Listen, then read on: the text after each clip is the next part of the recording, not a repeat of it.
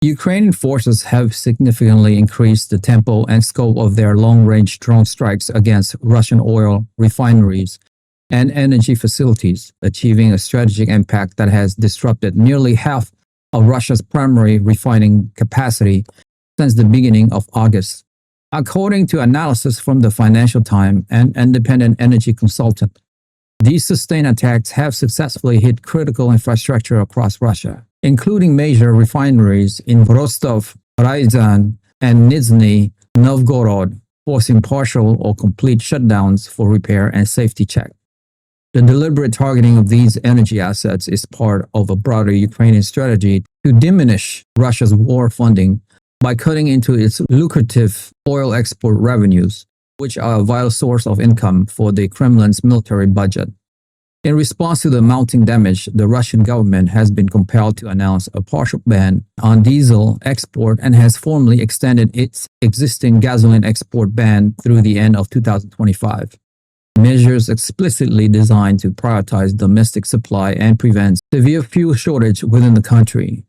These decisions have immediate consequences. Residents in Crimea and Russia's far east have already reported emerging gasoline and diesel shortage, with long queues forming at gas stations and authorities implementing rationing in some areas. On the global market, the disruption has caused diesel premiums to surge to between $25 and $30 per barrel, a price spike that analysts at Restart Energy and S&P Global Commodity Insights warned could drive up operational costs for Europe's transportation and agricultural sectors significantly.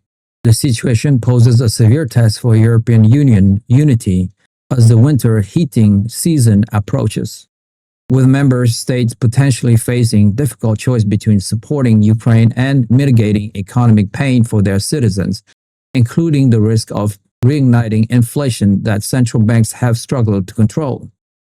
On the ground, Ukrainian military positions are enduring a brutal onslaught as Russian forces intensify operations across multiple frontline zones, claiming to have inflicted devastating casualties in a relentless new offensive. Russian Battlegroup North has unleashed a series of coordinated strikes in the Sumy region, systematically pounding villages such as Alekseyevka and Andreyevka with artillery, mortars, and aerial bombardments, reducing buildings to rubble and creating chaos for remaining civilians. Ukrainian mechanized brigades stationed in these areas are reported to be crumbling under the weight of fierce combined air and ground assault, with Russian tactical aircraft and loitering munitions overwhelming defensive positions.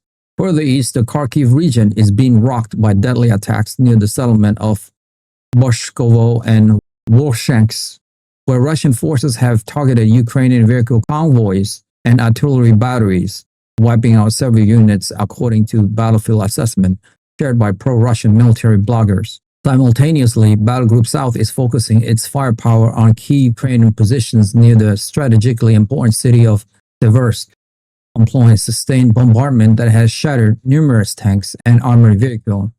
The Institute for the Study of War, an American think tank, has noted in its daily assessment that Ukrainian forces are facing crushing losses in what is becoming an ever more violent and attritional phase of the war, with Russian military commanders seemingly prioritizing the exhaustions of Ukrainian personnel and resources ahead of the winter month.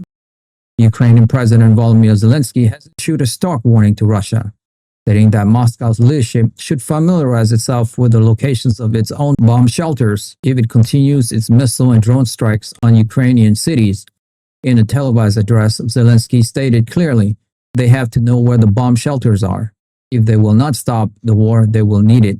In any cases, framing the comment as a promise of future retaliation, the Ukrainian leaders also addressed the United Nations General Assembly, where he revealed that former U.S. President Donald Trump had previously expressed support for Ukrainian strikes on Russian energy facilities during diplomatic discussions earlier in the conflict. Zelensky urged the international community to stop Russia or face most destructive arms race ever, suggesting that failure to curb Russian aggressions could lead to a widespread proliferation of advanced weaponry globally.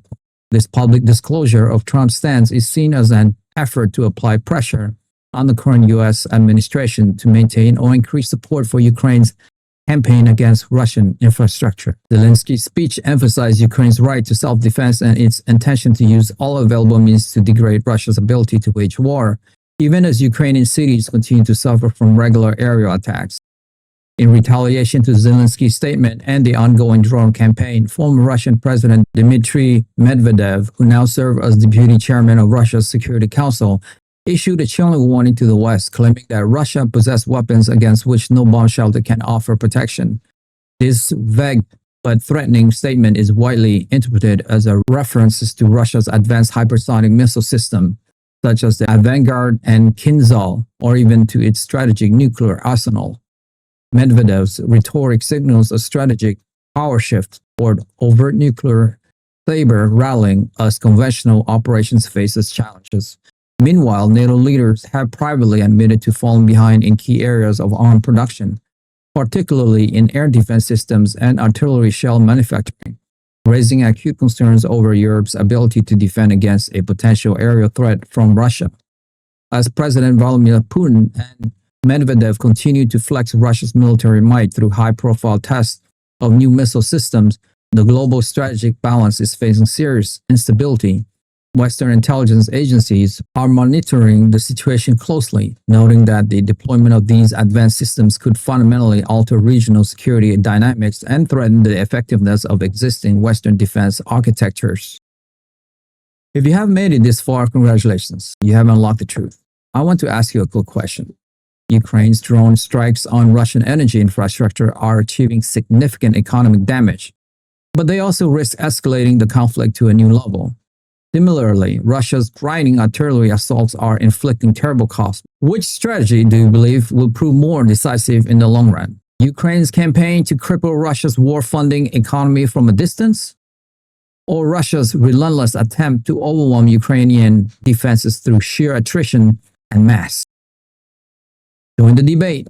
We want to hear your insightful opinion on where this is all heading in our community.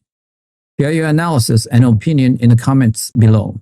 Like the video and most importantly, subscribe. I'll see you in the next one.